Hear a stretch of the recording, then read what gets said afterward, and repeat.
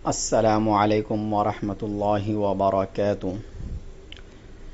بہت سارے حضرات یہ بھی سوال کرتے ہیں کہ شعبان کی 15ویں رات میں قبرستان جانے کا کیا مسئلہ ہے اور کیا حکم ہے، جانا چاہیے یا نہیں جانا چاہیے۔ تو اس سلسلے میں عرض کر دوں کہ ترمذی شریف میں ایک حدیث ہے اور اس مسئلے کے متعلق صرف یہی ایک حدیث ہے۔ اس حدیث کا نمبر ہے 739 کہ حضرت عائشہ صدیقہ رضی اللہ تعالیٰ عنہ فرماتی ہے کہ میں نے ایک رات رسول اللہ صلی اللہ علیہ وسلم کو اپنے بستر پر نہیں پایا، تو میں آپ کی تلاش میں باہر نکلی تو کیا دیکھتی ہوں کہ آپ بقیع کے قبرستان میں موجود ہیں۔ جب آپ صلی اللہ علیہ وسلم حضرت عائشہ صدیقہ رضی اللہ تعالیٰ عنہ کو دیکھے تو آپ نے فرمایا کہ اکنتی تخافین ان یحیف اللہ علیک ورسولہ، کیا تم ڈر رہی تھی کہ اللہ اور اس کے رسول تم پر ظلم کریں گے؟ میں نے عرض کیا اللہ کے رسول، انی ظننت انک اتیت بعض نسائک، میرا گمان تھا کہ آپ اپنی کسی بیوی کے یہاں گئے ہوں گے۔ آپ صلی اللہ علیہ وسلم نے فرمایا ان اللہ عز وجل ینزل لیلۃ النصف من شعبان الی السماء الدنیا فیغفر لاکثر من عدد شعر غنم کلب۔ آپ صلی اللہ علیہ وسلم نے فرمایا کہ اللہ تعالیٰ 15ویں شعبان کی رات کو آسمان دنیا پر نزول فرماتا ہے اور قبیلہ کلب کی بکریوں کے بالوں سے زیادہ تعداد میں لوگوں کی مغفرت فرماتا ہے۔ یہی ایک حدیث ہے ذخیرہ احادیث کے اندر، اور اس حدیث کو بھی امام ترمذی رحمۃ اللہ علیہ ضعیف قرار دیتے ہیں، اور انہوں نے امام بخاری کے حوالے سے بھی یہ بات نقل کی ہے کہ وہ اس حدیث کو ضعیف قرار دیتے تھے۔ اور یحییٰ ابن ابی کثیر کا عروہ سے اور حجاج ابن ارطاط کا یحییٰ بن ابی کثیر سے سماع بھی ثابت نہیں ہے، تو گویا کہ اس حدیث کی سند میں 2 جگہ انقطاع پایا جاتا ہے، اس لیے بھی یہ حدیث کیا ہے، ضعیف ہے۔ دوسرا، اگر اس حدیث کو مان بھی لیا جائے اور ضعیف حدیث پر عمل بھی کر لیا جائے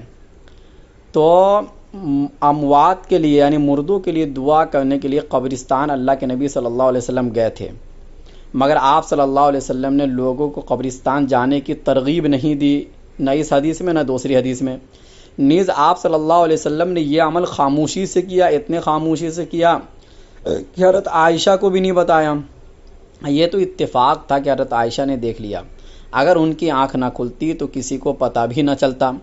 اسی لیے قبرستان جانا کوئی ضروری عمل نہیں ہے، اور اس کو لازم اور فرض اور واجب کے درجے میں نہیں سمجھنا چاہیے جیسا کہ آج کل لوگ سمجھتے ہیں۔ اسی لیے بعض اہل علم حضرات کے نزدیک التزام اور دوسری خرابیوں سے بچ کر کبھی کبھار نصف شعبان کی رات میں قبرستان جانا فی نفسی جائز یا مستحب ہے، لیکن خرابیوں کی صورت میں ناجائز ہے۔ اس سلسلے میں مفتی تقی عثمانی صاحب جو فرماتے وہ میں نقل کر دوں تو زیادہ بہتر ہوگا کہ حضرت عائشہ رضی اللہ عنہ کی حدیث باب سے لیلۃ البراءت میں آپ صلی اللہ علیہ وسلم کا بقیع جانا معلوم ہوا، جو شب برات میں قبرستان جانے کی اصل ہے، لیکن چونکہ نبی صلی اللہ علیہ وسلم سے اس پر مداومت ثابت نہیں، یعنی اللہ کے نبی ایک مرتبہ اپنی زندگی میں گئے، ہمیشہ نہیں گئے،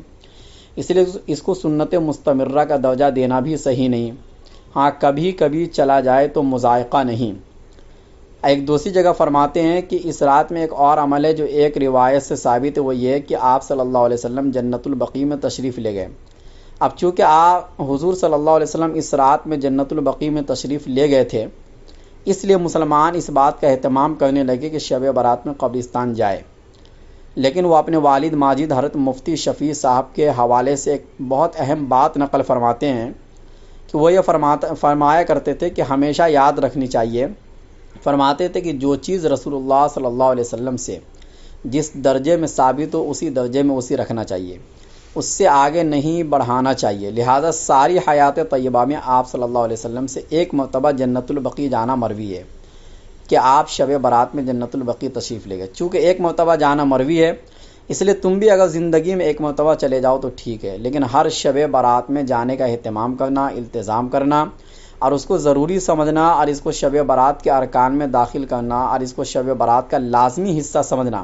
اور اس کے بغیر یہ سمجھنا کہ شب برات نہیں ہوئی یہ اس کو اس کے درجے سے آگے بڑھانے والی بات ہے۔ لہٰذا اگر کبھی کوئی شخص اس نقطہ نظر سے قبرستان چلا گیا کہ آپ صلی اللہ علیہ وسلم تشریف لے گئے تھے، میں بھی آپ کی اتباع میں جا رہا ہوں، تو انشاءاللہ اجر و ثواب ملے گا، لیکن اس کے ساتھ یہ کرو کہ کبھی نہ بھی جاؤ۔ لہٰذا اہتمام اور التزام نہ کرو، پابندی نہ کرو۔ یہ در حقیقت دین کی سمجھ کی بات ہے کہ جو چیز جس درجے میں ثابت ہو اس کو اسی درجے میں رکھو، اس سے آگے مت بڑھاؤ اور اس کے علاوہ دوسری نفل عبادت ادا کر لو۔ تو اس سے یہ پتہ چلا کہ کبھی کبھار اگر یوں ہی بغیر التزام کے اور ضروری سمجھے بغیر اگر کوئی انسان چلا جاتا ہے تو اس میں کوئی حرج نہیں ہے۔ دوسرے، اس رات میں بہت زیادہ اجتماع کرنا، اجتماع یعنی جماعت بنا کر قبرستان جانا، مردوں کے لیے دعائے مغفرت کرنا، جو میلہ لگانا، قبروں پر چراغاں کرنے کا، اور اسی طرح سے اور بھی جو غلط کام، آتش بازی، اور بھی بہت سارے الگ الگ محلوں میں الگ الگ طریقے سے غلط رسم و رواج اس رات کے لیے